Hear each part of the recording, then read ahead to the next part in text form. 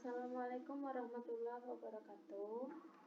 Baiklah, pada kesempatan hari ini saya akan melanjutkan materi kita tentang asam amino.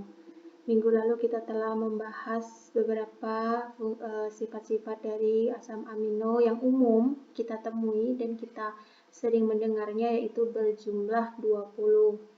Akan tetapi ada beberapa asam amino yang tidak umum, tetapi memiliki peranan penting di dalam tubuh kita.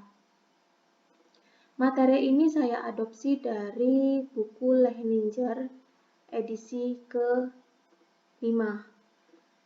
Jika kawan-kawan punya edisi ke-9, bisa dong dikirimin ke saya.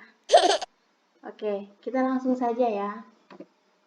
Ini adalah beberapa contoh senyawa-senyawa asam amino yang mungkin jarang kita dengar namanya, cukup unik dan sulit penyebutannya. Nggak usah dilihat strukturnya, tambah pusing. Jadi di sini ada 4 hidroksi. 4 hidroksi prolin ini adalah turunan dari prolin, asam amino prolin. Kemudian ada 5 hidroksi lisin. Ini diturunkan dari lisin. Dapat kita temukan di protein dinding sel tumbuhan, juga kolagen. Kemudian selanjutnya ada 6 N-methyl-lisin. Apa sih itu? Merupakan konstituen dari miosin, yaitu protein kontraktil otot. Selanjutnya ada gamma karboksil glutamat. Nah, gamma karboksil glutamat ini ditemukan dalam protrombin protein pembekuan darah dan juga protein-protein lainnya yang dapat mengikat kalsium. Kemudian di sini ada desmosin ya. Desmosin ini merupakan turunan dari 4 residu lisin. Ini ada 4. Terbentuk dari 4 residu lisin yang ditemukan di elastin protein serat. Nah, kemudian ada banyak lagi. Kemudian di sini juga ada ini ornitin dan citrulline. Ya, jadi ornitin dan citrulline ini unik, cukup unik karena ini penting banget karena mereka berdua ini merupakan zat antara. Zat antara itu bisa dikatakan metabolit ya. Yang penting dalam biosintesis arginin. Juga bisa ditemukan di dalam siklus urea. Nah, itu adalah beberapa contoh asam amino yang mungkin jarang kita dengar. Ini di sini ada fosfoserin, fosfotirosin, walaupun ya sebenarnya ada beberapa yang turunan dari 20 asam amino tersebut. Teman-teman bisa mencari sendiri apa sih fungsinya. Nah, oke, kita lanjut lagi. Jadi ada keunikan di asam amino ini ya. Asam amino ini dapat bertindak sebagai asam ataupun basa. Kok bisa? Ya, di sini itu ada, kita tahu ya, sudah saya jelaskan di pertemuan sebelumnya. Kalau asam amino itu terdiri dari gugus amino, ada karboksilnya, ada gugus R-nya ya.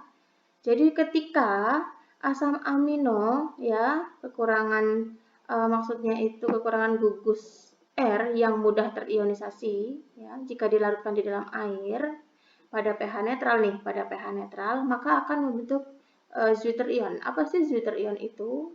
Zwitterion ion itu ini seperti ini, nih yang ada merah-merahnya ini. Artinya dalam satu senyawa dia memiliki 2 muatan ya, plus dan minus. Oke.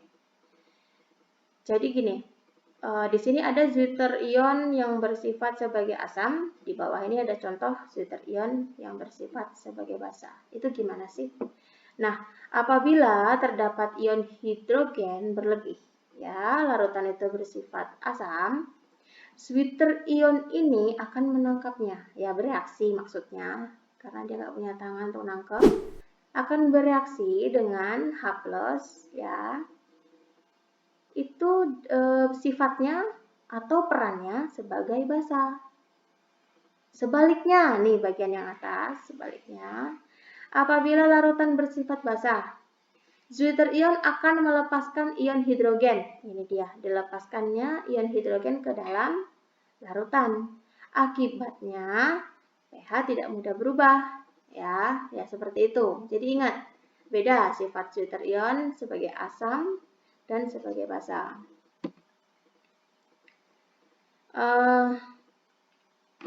Senyawa-senyawa tersebut, zat yang memiliki karakteristik tersebut dikenal sebagai zat amfoter atau ampolit. Ya, ini adalah contoh dari senyawa diprotik. Artinya di itu dua kali dia melepas ion hidrogen.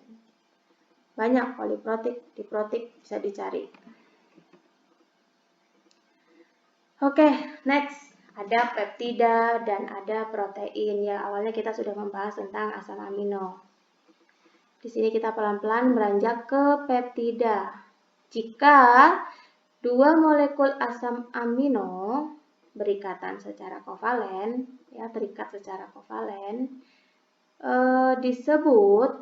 ikatan tersebut disebut ikatan peptida dan akan menghasilkan dipeptida. Ya, berarti ada satu ikatan menggabungkan dua asam amino. Gimana sih cara pembentukan ikatan peptida itu? Kita akan lihat. Nah, ini dia gambarnya. Teman-teman bisa lihat, ini ada OH dari senyawa yang sebelah kiri, H dari senyawa yang sebelah kanan. Intinya ada dua asam amino ya tadi, namanya ikatan peptida yang menggabungkan asam-asam amino, bukan yang lain. Oke, pembentukan ikatan peptida ini diawali dengan pelepasan molekul air. Ini molekul air ya, dilepas molekul air. Yang disebut, proses ini disebut dengan dehidrasi. Ya, kalau kita manusia kekurangan air kan dehidrasi. Bisa linglung, bisa bingung, dan juga bisa lupa mantan. Oke ya, lanjut lagi, intermezzo. Ikatan peptida ini merupakan salah satu contoh dari reaksi kondensasi yang sering muncul di sel-sel hidup atau ya metabolisme yang terjadi di dalam tubuh manusia. Tadi sudah kita sepakati bahwa dua asam amino digabungkan oleh satu ikatan peptida membentuk dipeptida. Nah, gimana dengan kalau 3 asam amino? 3 asam amino akan membentuk tripeptida yang digabungkan oleh 2 ikatan peptida. Ya, 4 asam amino akan membentuk tetrapeptida. Begitu seterusnya. Kalau 5 asam amino tentu akan membentuk pentapeptida dan itu banyak sekali, bahkan puluhan ribu. Nah, kita lanjut ya. Nah, ini sudah ada di sini. Ternyata ada. Beberapa asam amino ya yang bergabung itu disebut dengan oligopeptida. Kalau banyak disebut polipeptida. Nah, ini contoh dari pentapeptida. Pentapeptida itu terdiri dari 5 asam amino yang digabungkan oleh 4 ikatan peptida. Oke. Nah, ini contohnya ya.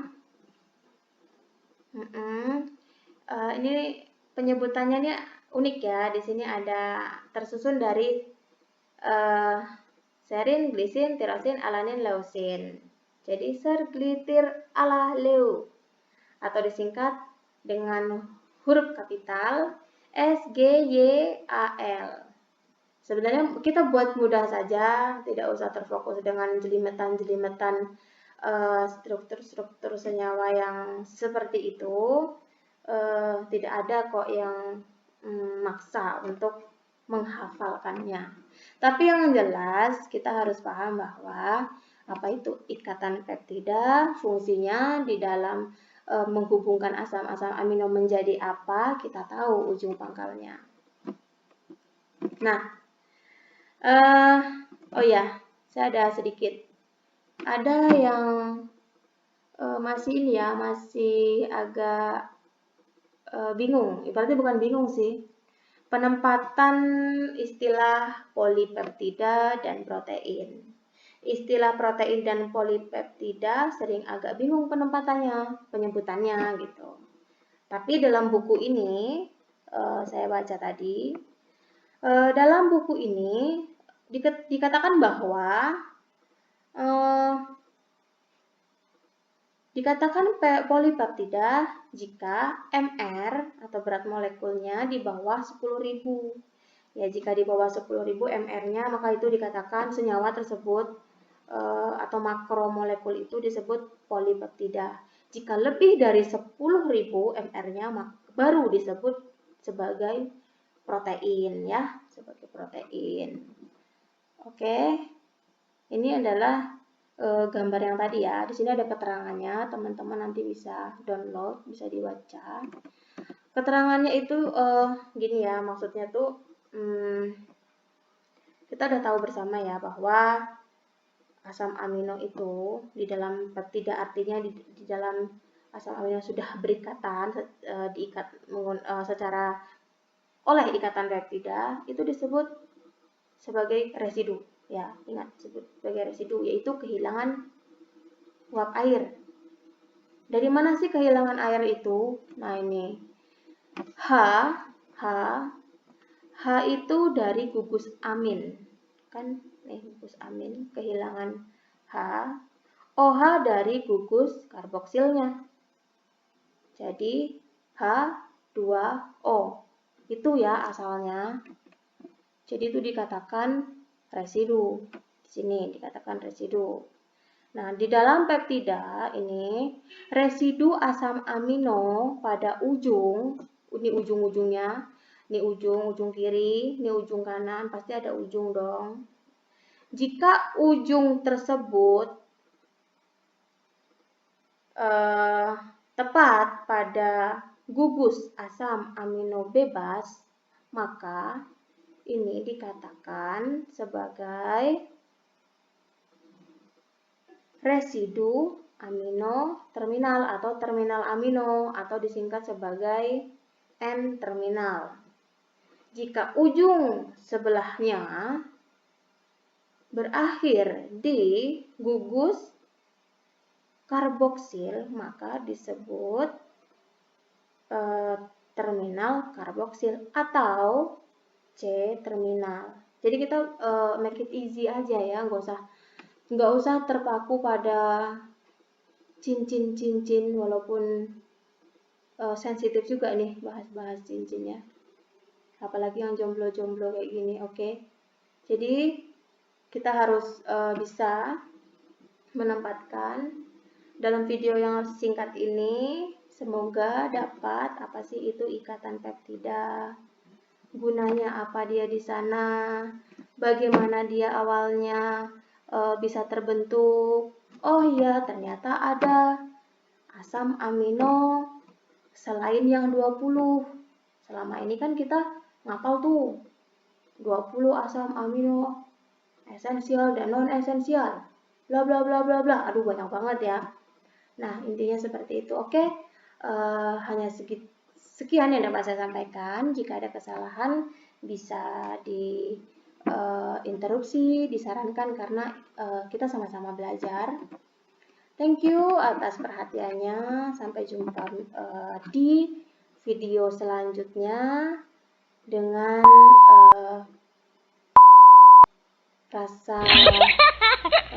dengan rasa semangat. Walaupun kita WFH, stay at home, selalu bersih-bersih tangan, cuci tangan, selalu update informasi. Jangan kita less knowledge dalam menghadapi masa ini.